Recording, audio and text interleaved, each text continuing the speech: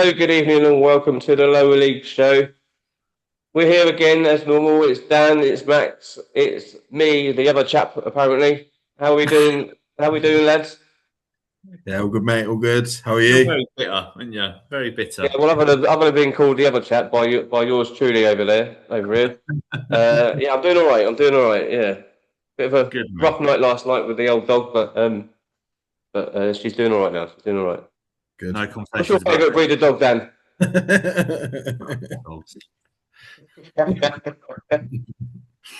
ain't a dog podcast. Move on. Anyway, look, how are you doing anyway, Dan? Yeah, I'm all good, mate. All good. Bit of a stressful weekend with football, bless them. But yeah, other than that, mate, we're all good, I think. Yeah, we'll get done into for Christmas. No more games now. No more games, yeah. Yeah, you're lucky. Yeah, happy days. Yeah, Jesus Christ. Max, how you doing? Yeah, all good, mate. All good. Another positive weekend, so can't complain, mate. Yeah, lads keep churning the wins out. So yeah, 9. The old budging bus is on the right. Kish keeps churning along, doesn't it? Well, let's go into it. Who did you play? It was Real MK, wasn't it? Yeah, we played Real MK. 9-0. 9-0 thrashing. 8-0. 8-0. 8-0. Oh, 8-0 was it? Yeah, and it should have been plenty more, but as is always the case in games like that, where it kind of almost just becomes a little bit farcical in the end, and you kind of the lads just drop off, and it all becomes a little bit of a non-event, to be honest. I don't really enjoy games like that as well when you're managing, because it's like how you go in at half time, you're 3-0 up, and you're kind of like, lads, why have we only scored 3 goals? And yeah, you know, they've had the ball for literally 44 minutes of the game, and they've created chance after chance, and you've had 25 shots or whatever. You want them to be a little bit more potent in the final third, but yeah, I mean, far be it for me to be running a football league, but how they've managed to get up into that top division, I'll never know, because they are million miles off it. Huh? Someone had to go up, mate. They put their hands up. But not them. They were bottom of the intermediate last year, weren't they? Yeah. So I mean, Dan, both of you know obviously a few people in the league, but how does that happen? How does it happen that a team because I think they were bottom of Division 1 when they went up to intermediate? Yeah, well, no, they started a first team, so they had to separate them. Oh, I see. Yeah, of course. Yeah. So I would say intermediate last year, and I know from our devs. No, our devs would have paid their reserves, but they were getting pumped every week. They're getting. You look at the league, you're like, there's no way. I know some people might go, oh yeah, but Twyford did it.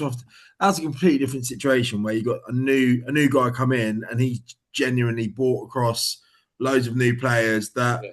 And they can compete at that level. They can. Yeah. But what I don't get is we played their first game of the season, and it was their first team. Our reserves did, because they basically could play either. Yeah. We won 2-1, but it was a really competitive game. What I don't get is they would be if they played their first team in Div 1, they'd be really competitive. Yeah. And their reserve team give games away left, right, and bloody centre. So I don't get it. And please, I don't want to badmouth him, because I think Elvis, who runs them, he's genuinely a really lovely guy. Puts a lot of money into it. A lot of money.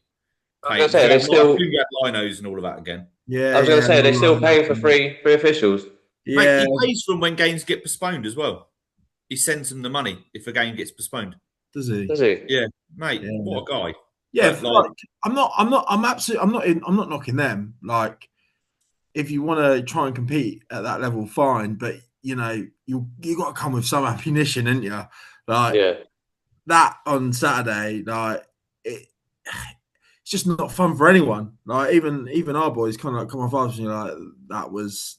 Do you find then, Max, that when the scoreline gets up to that high or even higher, do you find that your lads they just sort of drop off a little bit and just sort of, I don't know, I don't want to say take the piss, but do you find that they just sort of move positions around and someone ends up playing left back when they should be playing up front or something? They don't ever do that. Like I would, me and Nick who run it, would never go to those lengths because you still got to show a little bit of respect to the team playing, but 100% the levels completely drop off. Quick question, and we Matt. loads of changes and stuff as well, which we did. So sorry, Dan, go on. Against those sort of teams, if your striker's on a hat trick at half time, are you hooking him? If he's on a hat trick, what? So he's only got 2? No, he's scored 3 and it's half time. Potentially. Oh, for fuck's sake! It depends who I've got on the bench. If I need to, I've got someone. Dan, has this happened to you? Well, can you remember against Bletchley last year? I was fuming, bagged a hat trick in like 15 minutes, right? And I'm flying. I'm thinking, second half when they tire, I'm going to get another 4-5. Like I'm thinking numbers. Half time, Dan, you're off.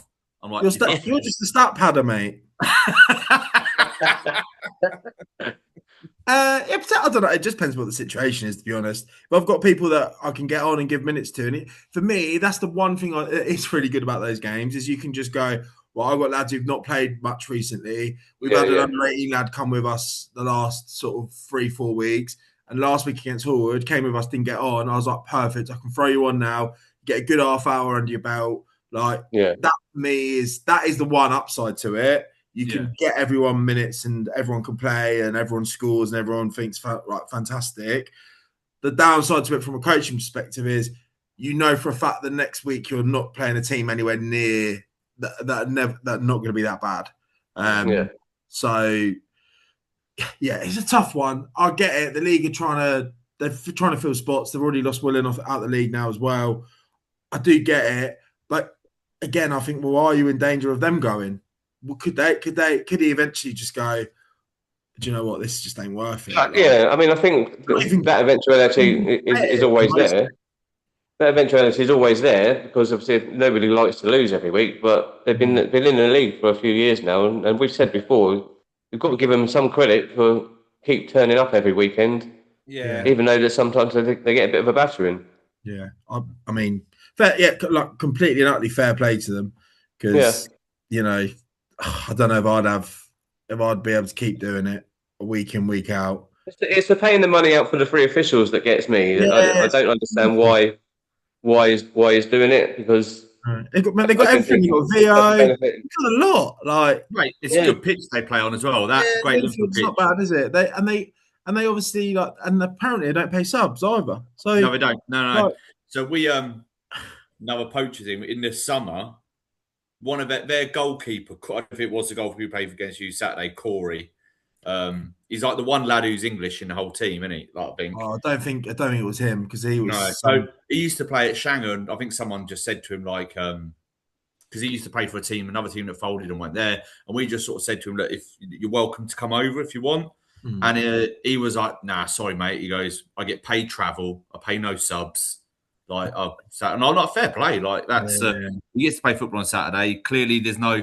I don't want to say no ambitions. That's really unfair because they clearly with the money he's putting in, they are ambitious. But at the moment, they're not. But if he's paying, from my understanding, is there's a lot of people who get paid in that team to be there. That's why really bonkers. That's but then just rumors. Yeah, but then equally, you understand why they get a team out every week, then, don't you? Oh yeah. So, yeah. Maybe he needs to start docking wages until they start winning. Well, be waiting a while. We'll make a few quid if he does that. But but no, like obviously we've still got another game at the weekend. So we're in the Oven Cup or the Oven Cup. Sorry, I always get told off for that. On Saturday, away at Horwood. So our season is still going. We've got a game on Saturday. So that'll be tough. We're obviously, although we got pretty much all of our first team now qualified. There's a couple that don't, but we're pretty much full strength, bar a couple. And the couple that we're missing, to be fair, are good players that do improve us. So they'll be missed. But yeah, I mean, on paper, looking at it, this is the hardest game. This is if you looked at the list of teams that entered, you would expect that if we didn't play each other, that would probably have been the final. You'd like to think if you win this game, you've got a very good chance of you get into the final at least. Yeah. So yeah, nine played in the league, 1-9, top of the league. I think we're level on points with Horwood, but we've played 4 games less than them, and our goal difference is far superior. So we're in a very good spot coming up to Christmas. I mean, it'll be more likely it's going to be MK United and us again. They've got 2 games in hand of us now, but if they win both of them, they'll be 2 points behind us. So very similar situation to what we were in last year, and we haven't played each other yet. So. Fair enough. It looks good. Looks good for you. Looks good for you, mate. Dan, bit of a tough one this weekend for you, for many different reasons. Yeah, abandoned game. We were playing Silverstone reserves, who are 3rd bottom. We knew their first team had a game, and we did play their reserves. There was no first team, but we were just fucking dreadful, mate. Dreadful. Really? Like one of those. We had chance. Someone missed on, not me, 6-yard box, put it over the bar in the first 20 seconds, and you're like, don't be one of them days. And then it did turn into, found ourselves 3-0 down on 50 minutes. And then literally, I scored to get us back 3-1. Then we scored immediately straight away to get to 3-2.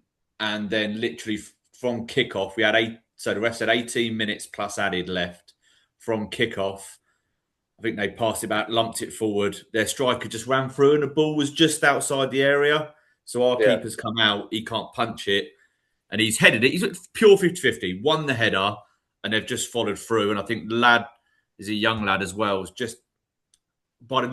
must have turned his head and our keeper's just hit him full pelt, temple and cheekbone. Like out cold. Like guy at the deck, gone. Like completely... What was quite scary, to be fair. Fair play. The ref was like one of the young refs. He's like 18. Like immediately, game's done. Abandoned. Got an ambulance. All that. The lad come to, but not bad. The ambulance was about 45 minutes, roughly. That's too bad. He got like his cheekbone had disappeared, mate. It was gone. Right. His nose wasn't in a great state, and apparently, bless him, when the ambulance got there, they stood him up, and he just heaved everywhere as soon as they stood him up. But we got a message Sunday to say 4 fractures across his cheekbone and eye socket, and had surgery today. So yeah, shout out to Nathan Trim. His name is, bless him, young lad. Apparently just 3rd game back from an ACL as well. Wow. So yeah, horrific.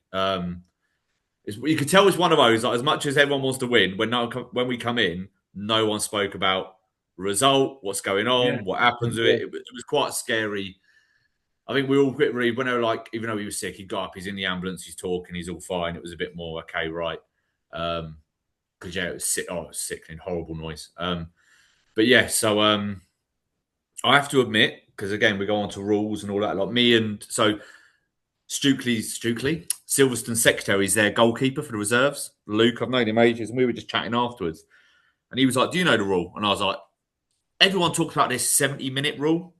Yeah. But I'd never seen it happen. And I was like, well, I don't know if it's 75, 70. And because it was like 18 minutes plus added. Technically, you're over 70 minutes, whatever. I was like, I don't have a clue. So once we sort of knew, they started to have a look into it. And I had no clue of this rule, genuinely. It's like the game has to be replayed in its entirety. And then there's a sentence in the end that says, unless the league committee basically can give a substantial reason why otherwise. What I've inquired into and what I was told was, it's basically there is if someone was 5-0 up, there's no point getting another ref another day and all of that. But so we will be. I'm going to have a word with the league and make sure that Silverstone get the win, I think. Well, mate, I'll be honest. So I'm putting it out there now. Like, I want to be amicable about it. The rules are rules. If they were to try and do that, I'd just county appeal it, backlog it for 3 months. Because again, like the nice way, like when the ref come up to me at the end, he was like, too easy, Dan. It's too easy, mate. It's too easy. Mate, but it was one of my. I'll have to say though, to be fair though, Max, I think after your announcement last week about you possibly moving up into step 7, I don't think the league are your best friends at the minute, are they? Yeah, I don't. Yeah, I'm not sure. Julie will definitely watch this, but yeah, she was inquiring about. Yeah, I'm sure she was. Yeah. But we'll still have a development team that will stay in the North Bucks, so they'll be going nowhere. So yeah, so it But was. yeah, so Dan, this rule is so. I think for what you're saying that I obviously think it's the cup.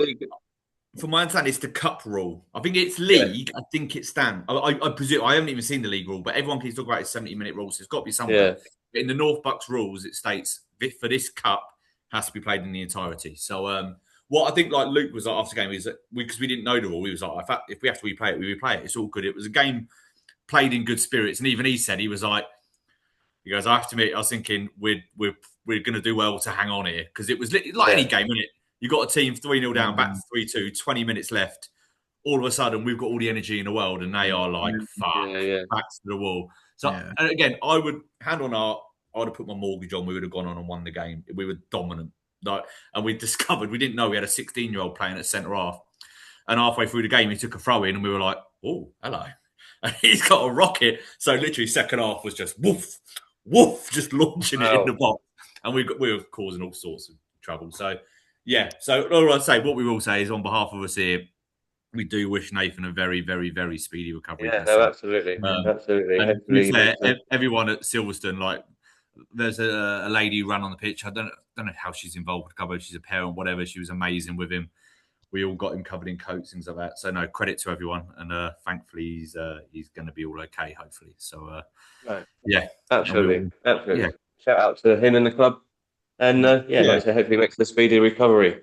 But yeah, right. Let's get on to what we've come on here to talk about, because the last few weeks, obviously it's December, the weather's not great. The last couple of weeks we've had a few sort of postponements. And what we wanted to talk about was pitch inspections and postponing games.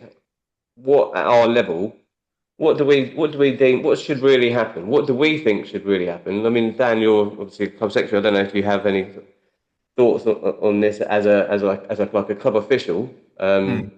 But obviously, I don't think as a finance secretary you don't have the say in that sort of matter. But pitches at this level aren't great, are they? So what we know at our club, Dan, that Mark will, if it rains and like that, and we've got a home game, Mark will more than likely call it off. So yeah, we and I'd be interested what Stukely do. So we have a rule. For years we didn't. We were separate, and it was basically we fucked. Be honest, it was immensely. We fucked up. We played on our pitch no matter what. Yeah. And then it got to a point when we come together, because look, we don't pay for it. We get it free. We don't maintain. We don't pay to maintain it. We don't pay to line it. So because Mark does that in his own time, it was like I become the decision maker. And the rule at our place is 1 game off, all games off. Yeah. That's men's and women's on a Saturday, under 18s on a Sunday. That is, if a kid's games are off on a Saturday, we're all off. Everyone's off. Yeah. So like I think last week, first team were meant to be at home, and we had the rain on the Friday night. Mark called it.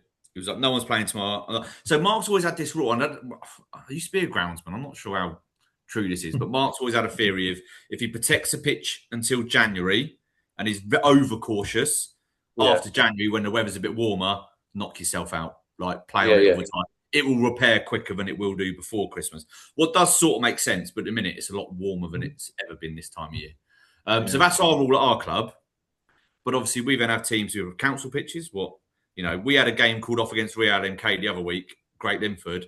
Ollie went to the pitch that day. He was like, oh my God, it is immaculate. It's beautiful. He goes, you could wear a mould on it. An hour later, it was called off because the council said you can't play on it. Yeah. So all of a sudden you go, what? So where does it go? So Max, what do you do at your club? Do you have because you have kids play at your place as well, didn't you? So what's the rule? There is no real hard and fast rule, to be fair.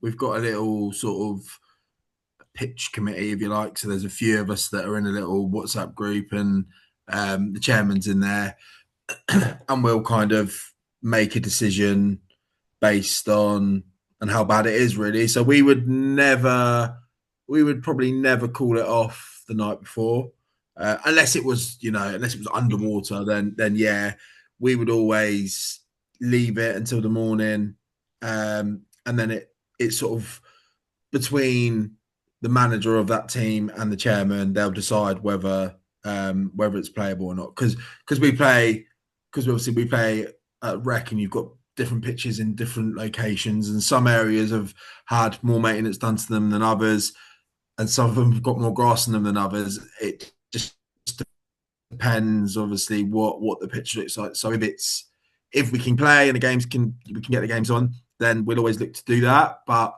there is no hard and fast rule like you have. It will just tend to be, you go and have a look. Is it playable? But also we have started, and this is something that I've tried to sort of bring in, because it does my fucking nut in, like what obviously you guys were doing, playing on it when, yes, okay, it's just about playable, but you are destroying it, and you are then not playing on it for 3-4 weeks, and then when you get back on it, it's absolutely awful. And our senior pitch gets a lot of wear, because we've only got one full-size senior pitch, and we've got under 16s, and then 3 under 18 teams and 2 men's teams as well. So we've got 7 teams, not every week obviously going across it, but it gets a lot of wear. So I've sort of brought in this year where we've got to be on top of it. We've got to make good decisions, so that, a bit like Mark, where a bit further down the line, you're not still in a position where you can't play. You're probably the same as us, in. So we know if we're going to play, like this Saturday just gone. So Mark was like, Saturday morning, I got the text. Yeah, pitch fine. Under 14s played on it at 11 o'clock. We play on it at 2 o'clock. So it's almost, some weeks we have 3 teams play on it one day. So it is a. And don't get me wrong, we always joke, the under 14s, they don't really do a lot to it. No. They're like 7 stone wet through. Yeah. But you can tell when we go on it afterwards, it's like you put in a fair. I think the other week when we were the only game that played, and we played away at Wing on their pitch. Yeah. We fucked it. We fucked that pitch. It was disgusting. At 45 minutes, it should never have continued. It was disgusting. But that's what we used to do to our pitch all the time. It was like, I've played on Shanger's pitch, took centre in a puddle, because we're like, back in the day when we were so distant, it was like, well, we're playing on it. I don't care if you guys aren't. And it was like, and I think the league were a bit like, well, we don't, it's a game on, isn't it? I think that is the thing, isn't it? Where you're kind of pushing and pulling with the league, where you're, as a football club, you're more concerned about whether you've got games on next week or the week or after that, etc. And they're more concerned about, well, have these lists of fixtures that we've got this week been completed? We'll worry about next week. Yeah. And that's kind of where you're in that position where you kind of, in a way, sometimes you want 2 different things, but equally as well, it does also give you the license that, say, 1 week, should you be struggling a little bit in terms of numbers, no, our pitch is, underwater, and we're struggling. So you can use it to your advantage, can't you, when you need to, possibly. Yeah, and this is what I want. They always say, if you want to send an official out to look at your pitch, he'll let you know if it's playable. I get if a team are fully up from doing that, I get it. But our place, I would say, even if you get a proper official out and goes, it's playable today, he doesn't care about our pitch in the long term. Yeah. So, and again, how do you can't? We're all different. Like you and me, Max. Our teams, we own our pitch. We make the calls on our pitch. Half of the teams don't. So how does that work? There's some teams in our league who will then go rent a 3G if their pitch is unplayable. And it's always like, I remember Alan, I don't know why it sticks in my mind. Alan, you went to watch it. Remember Padbury years ago, because they were playing MK9. They wanted the game to go ahead, and they were there trying to stick forks in the ground. It's frozen. You turned up. Frozen, solid. And it refroze as the game went on. Yeah. Yeah, it was horrible. Well, in their own loss, they lost the game, so it's their own bloody fault. But it's always the teams at the top end of the table trying to get games on. We've got momentum. We want to get going. We want to play. Yeah. But you're like, look, where I was always that person, I'd be there saying, can we do a pitch inspection at 1 o'clock for a 2 o'clock kickoff? Yeah. And now I'm at the point of, like, just call it in the morning. Like, we're part of football. Let's all get on with our days so we all know what we're doing. So, yeah, that's probably a little bit of it there. That is probably a little bit of it, though, Dan. You have to sort of, in a sense, you have to remember where you're playing, what league you're in, and the standard that you're playing at. Because, yeah, fair enough. I mean, if you're playing Step 2 football, the pitches up there are well looked after and maintained that on a daily basis, almost on a daily basis. Yeah. So when it does rain, they will have a 9 o'clock pitch inspection. Then they will have a 11 or 12 o'clock pitch inspection in case it rains again.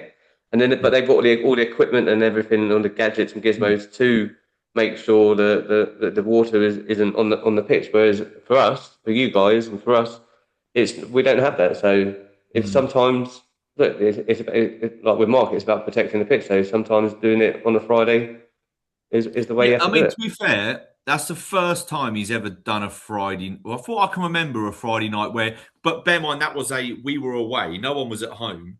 Yeah. But it was because of this new rule of you've got to try and reverse the fixture. Yeah. Hans reached out to us and went, our pitch ain't looking great. And I was like, well, look, and Mark was like, well, ours has got puddles on it at the minute.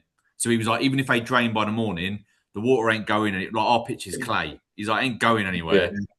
Please don't play on my pitch. Don't. So we were like, and Hans was sound. They were like, nah, get it, completely understand. Yeah. And I think we called it literally 9 o'clock in the morning as soon as Hans had checked their pitch. Like, game off sort of thing. Mm-hmm. So, but that's I don't know. Should there be a rule that like there's you can't take the piss and like so? The reason I'm asking, what do you deem as taking the piss though, Dan? So like some teams go, I want to do a pitch inspection at 11:30, right, or 12 o'clock.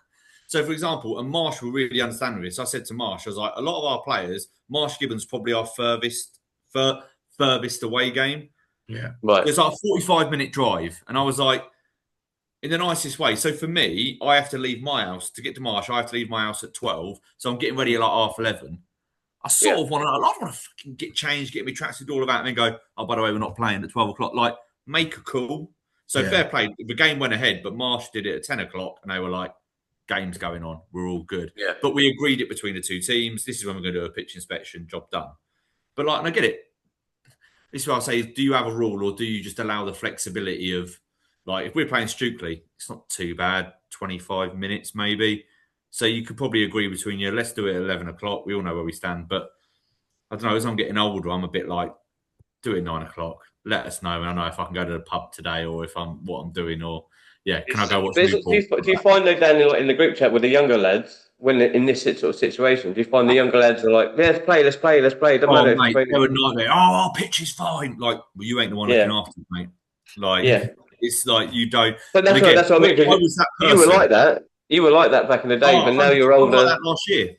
Like, it's a joke. We should be playing. And like, really, I'm like, nah, have a day off, boys. Like, it's generally. And it happens between the two teams because like first team had like 3 games called off at home in a row. Then this weekend the reserves played on it.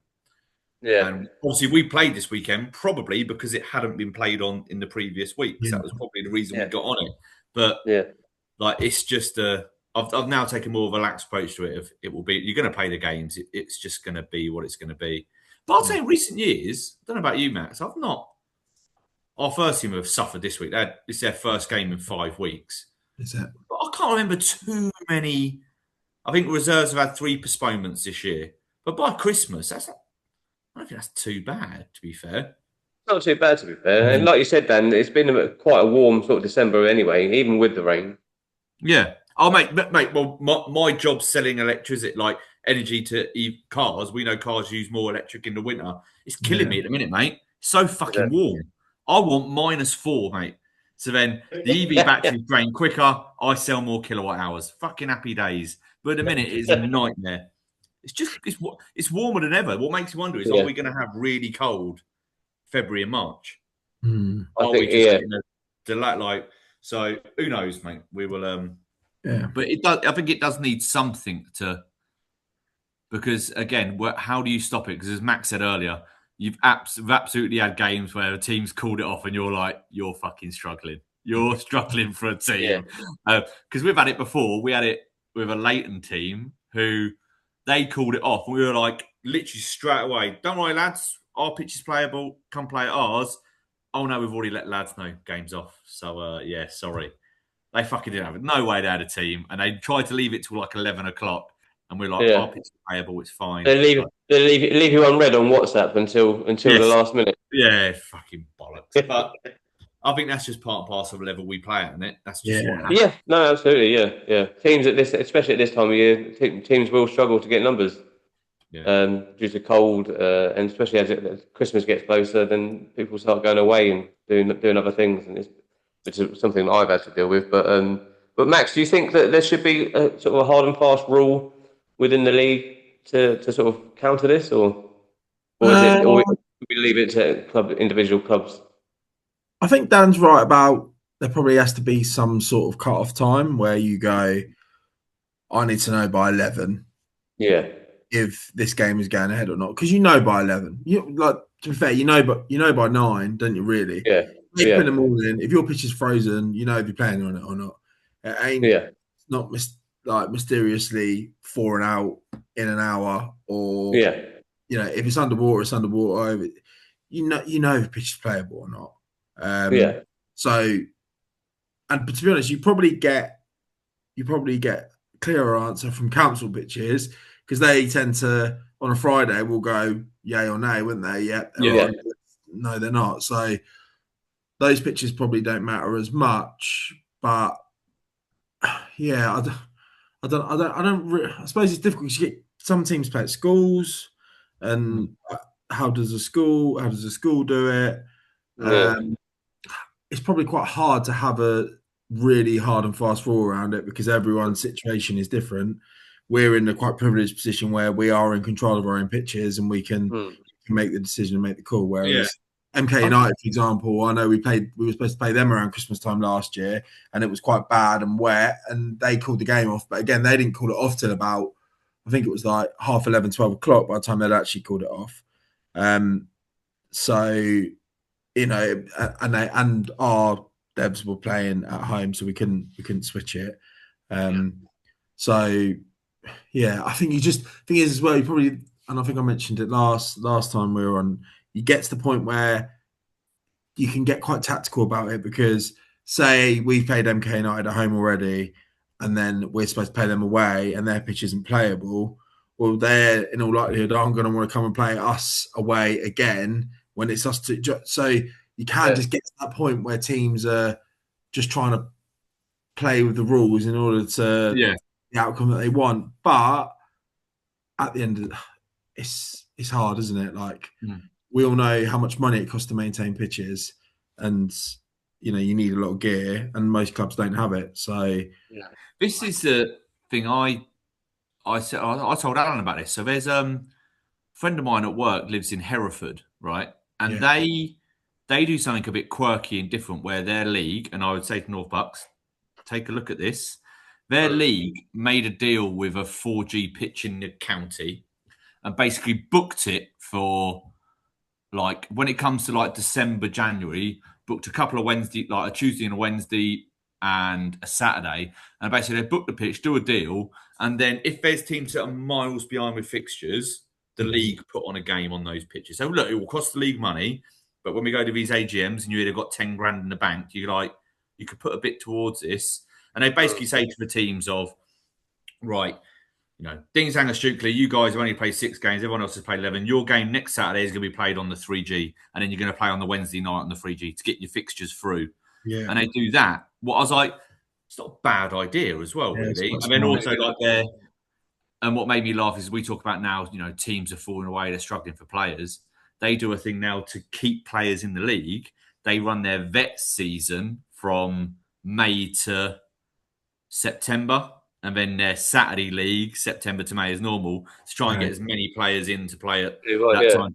Things. What I thought was quite good thinking. Like their vets, that he loves it. He's like their vets leagues run on a Friday night.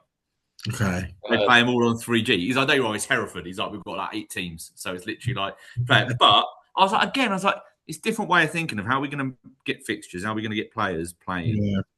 And it's not a bad, because you can get, like you think now, like we've looked at Deanzanger, like 4G, how one day could we get a 4G pitch to avoid all this? You can play all the kids' games and all of that lot. And like there's grants out there, it's just you need to find, it's like £500,000 to do. Find some of the money yourself, though, haven't you? You still need to find like 100 grand of a £500,000 or whatever it may be. Yeah. But it's like, you need land as well, though. Pardon?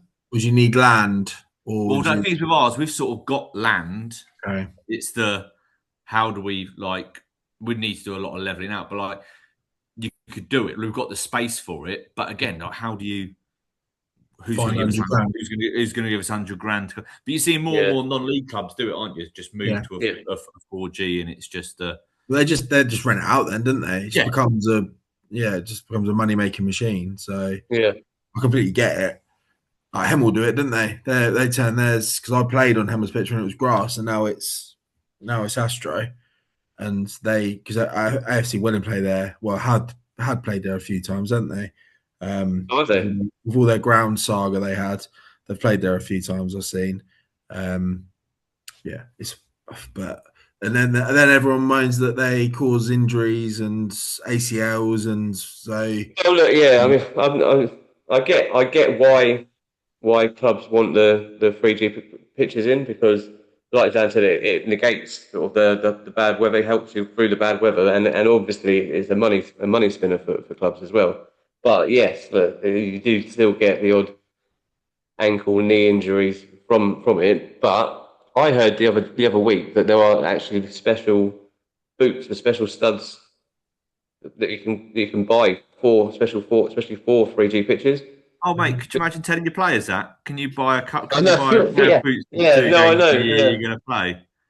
Yeah, but look, it is what it is. I mean, it's a lot of money to fork out for, but it does have its benefits. And like even grass pitches, it has its downfalls. You can get injured on a grass pitch as much as of course as a 3G pitch.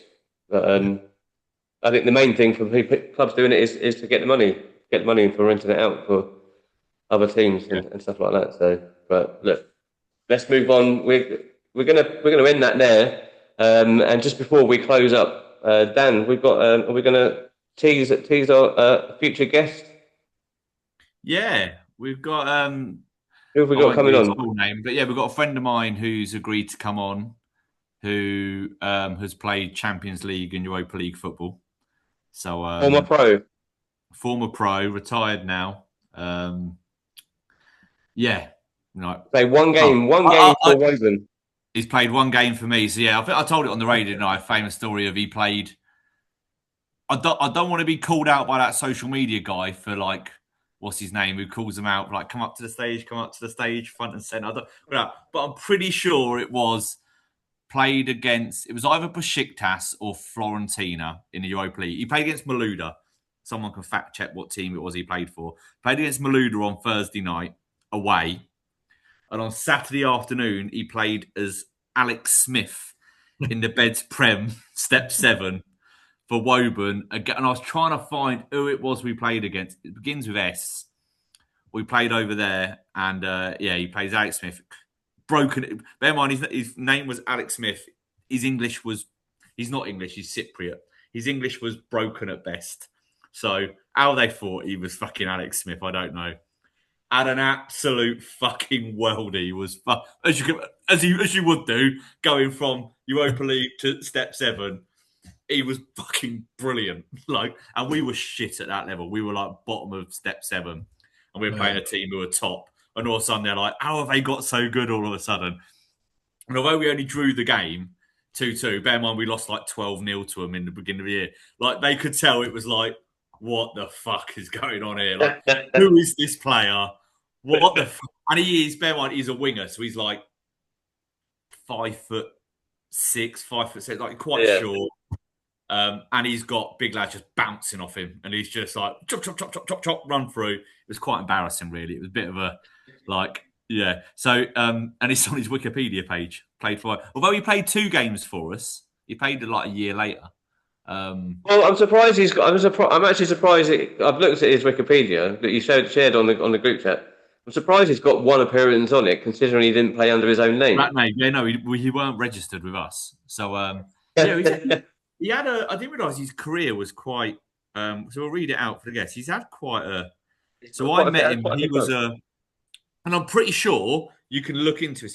Pretty sure he scored in what was the Carling Cup. He scored in the Carling Cup against Reading for Northampton in extra time as well. I don't think that's on his wiki, but he did. They went to extra time. Northampton versus Reading. It would have been like 2008, 2009. Well, must be later than that. According to his Wikipedia, the only goals he scored were when he played for in Ernest Cyprus. Arapadipu and Well, no, Olympiacos Nicosia. His Wikipedia is not bang on because he scored for Apol Limassol, where it says played 35 games. He scored in the Okay. semi-final of their FA Cup's called the Coca-Cola Cup. He scored in that for them in the semi-final. But yeah, he scored for Northampton in as it must have been in 2010, 2011. He scored in the League Cup.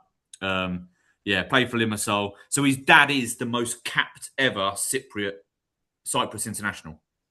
Oh, wow. So he's like that sort of sent over here, played for Northampton, bit of a lad as well, right? Absolute lad. He's not ugly, and he used the famous background to his advantage in life. Let's just say that.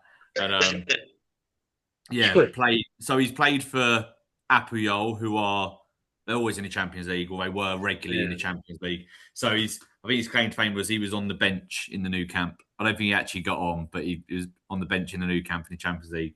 And then, bless him, had a bit of a belated career of injury. But when your dad's a multi-millionaire Cypriot international, plus now very successful businessman, you do all right when you retire early. I think he's fine. He just seems to be sending videos of him driving Ferraris around the fucking island. So I don't think life's hard for him.